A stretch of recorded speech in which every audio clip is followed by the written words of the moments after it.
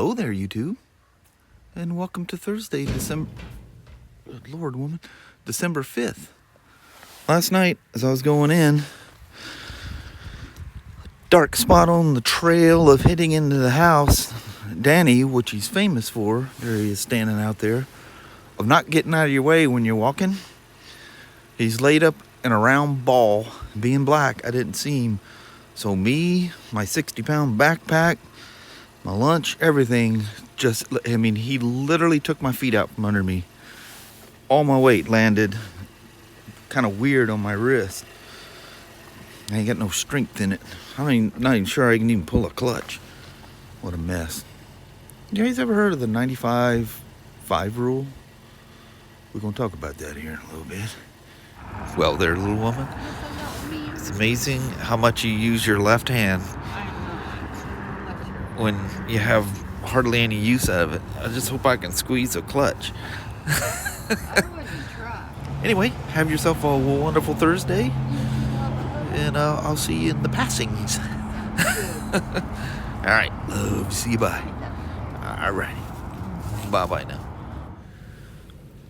So my first acquisition for the day is the ignition coil on the K1600. Would you ever see that coming? Yep. Another K1600 coil. What's kind of interesting about this is this looks like the newer style. I don't think I've ever seen one of them fail yet. That's kind of concerning. The other ones were black, and it seemed like once you put these newer ones in there, they never came back. Huh. Go figure. Anyway, let's put a number 5 coil in this thing and we'll be done. Bolt her back up. Alrighty then. We got this bad boy done. Oh, my knees are killing me too. Daggum Danny, that boy took me. Oh, that's a lock thing. Yeah, that's gonna turn the heated grip, so I ain't worried about it. I don't know what the temperature is out here. Phone is always crooked in my pocket. Whew, that is a little tough on the left paw there, operating the clutch. Oh God, does it feel good to sit down? So this thing's all kinds of spunky. Hold on there, Beamer. She's all happy. She's got a new ignition coil in her 95-5 rule. It's just a silly thing, and the retail thing, I mean, this is like old stuff. I learned about this like in the 80s, you know, the old 95-5 rule, that you can make 95% of the people happy. There's 5% of the people that no matter what, and I do mean no matter what, you can't win them over or make them happy.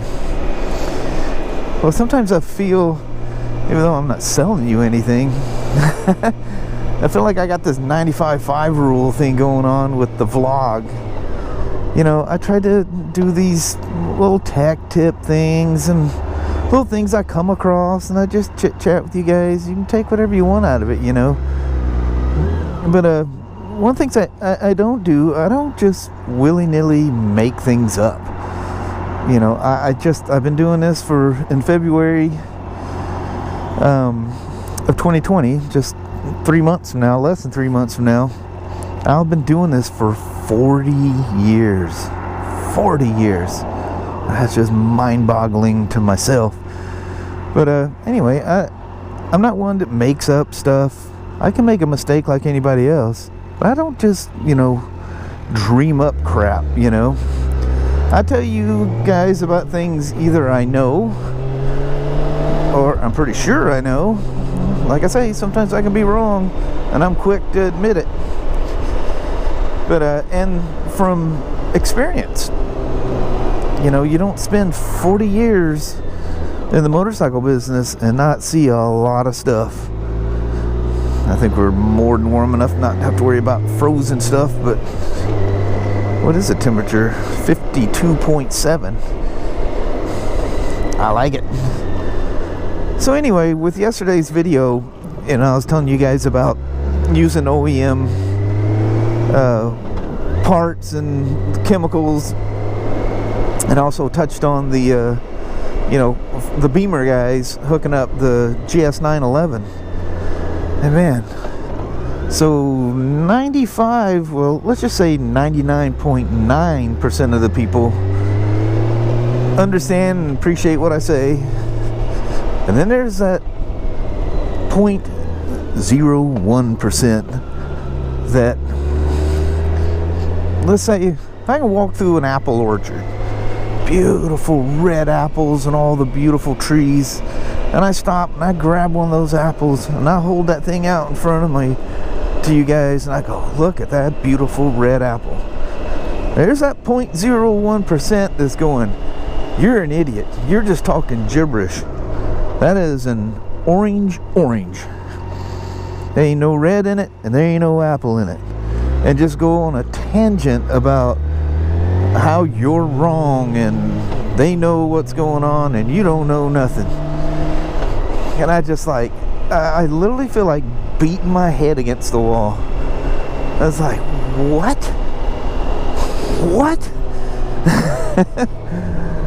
So anyway, you guys know, if you've been around a while, you know I'm a huge fan of OEM service parts, OEM oils, all their chemicals. I've been doing this a long time, and I've seen more crap than I can ever talk to you about. I can't talk to you about current things. There's some things that go on that I'd love to talk about, but I'd lose my job and probably get sued at the same time. Doesn't have anything to do with BMW or BRP or just things you see that, you know, I can't talk about. So anyway, one of the things I've seen over the years is what different using, let's just make this very general, using other than OEM stuff, you know, whether it be chemicals, parts, just all this crap. One thing's for sure, there's always the majority of the people that bring their stuff back, and they want, like the Spyder people and the BMW people love to come to me. It used to be KTM's. Before that, it was Hondas. You know, I tend to stick and specialize with something, you know.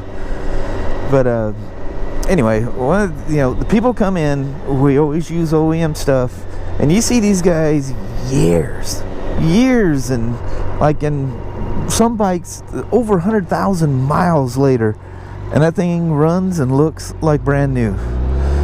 And then you got the yahoos that, you know, think they know everything, and they come in, the motor's all slappy sounding, they have cam chain tensioner failures, water pump leaks, you know, head gaskets.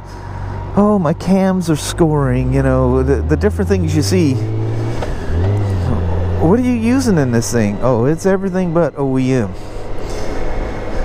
And then throughout this time, when you try to tell people, dude, you should use the Honda GN4 or their synthetic blend or their pure, whatever, you know.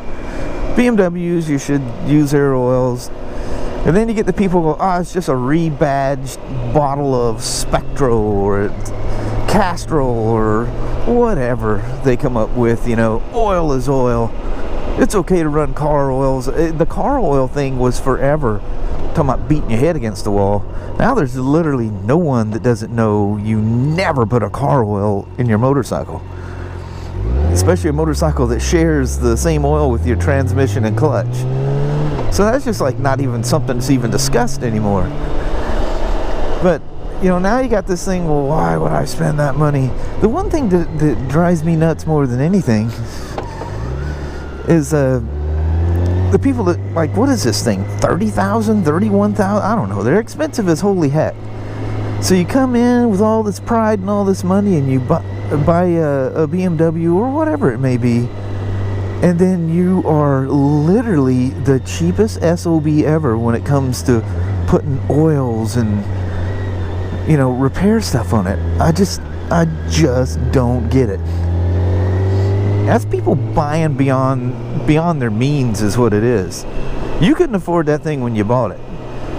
And you had to know, you know, although they're not really more than anything else nowadays, but, you know, BMWs have always been a premium product. They, you know, their services are very specific, and, you know, they want certain things done a certain way. Doesn't mean you have to do it that way, but there it goes back to the bike that didn't get done right. It's all slappy and the engine's rattly, and they always seem to have problems. And there's a guy that comes in, has it done right all the time, and they just have a life of luxury with this thing. They love it. But yeah, so the engine oils, I don't know, you know, stuff like under Honda. I don't know what they do, you know, I have no idea. But I know Honda, Yamaha, I can't speak for Suzuki or Kawasaki. I would only assume they're the same. Honda, Yamaha, BRP, BMW, they don't have the money to start a refinery, so obviously they're having someone blend their oils for them. And I know for a fact, with all the manufacturers I just spoke of, they are very specific, work very closely, spend crazy amount of money making sure that these companies blend the oil to their specification. Whether you know, whether it's perfect and everything else, who knows? Each manufacturer wants, when you put their oil in it, that bike is going to be in the safest hands possible. It's always been that way. So you get these D-bags that go, oh, never. He goes, it's all, everybody thinks it's some kind of a scam to force you to buy from the dealer. You know, most of this stuff you can buy on Amazon now. Honda Chemicals, I think you can buy all the BMW stuff there too. You don't have to go to the dealer. So anyway, you're fooling yourself if you are one of these forum readers and listen to people going, oh, the oil is just rebadged something else. It's Kmart oil with a Honda label on it. You just need to just put your motorcycle on the side stand, throw a for sale sign on it, and walk away. I think I'm just going to have to cut in you because I don't know what you're doing here. Look a little confused there. But anyway, yeah, there is a difference. Whether it's better than brand A, B, C, and D, I can't tell you that. I can tell you, you put the BMW oil in a BMW, Ryan and I, you know, when you get these little half quarts, nobody wants to throw that in their Spyder or in the saddlebag of their BMW, whatever.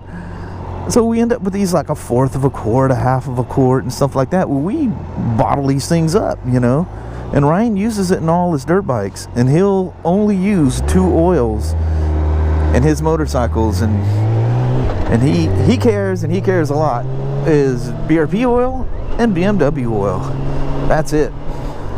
When I say these oils are good, I mean they're really good, and they're blended to the manufacturer's, you know, specifications of what they want that oil to be. It all starts out as the same base. It's just what happens afterwards. So there's that. And then the GS11, and this relates to the oil as well. Dude, I never said, and how many times have I preached to you that you don't have to do a service on your bike. You cannot void your warranty by not doing a service on it. But there's a catch.